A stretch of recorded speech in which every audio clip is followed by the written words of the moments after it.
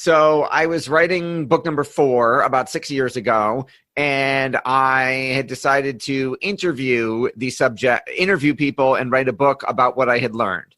And I interviewed, it was a marketing book called Cutting Edge Marketing Magic. I had interviewed 10 or 15 super marketing heroes of my own and turned that into a book. And then around that time, I started listening to podcasts, and I said, hey, all these shows are interviews. I just did 15 interviews. I wonder if I could just throw them up on iTunes and see what happens and if I've got a podcast. So I did that, which I do not recommend, because those interviews, this was pre-Zoom, those interviews were conducted on freeconferencecall.com.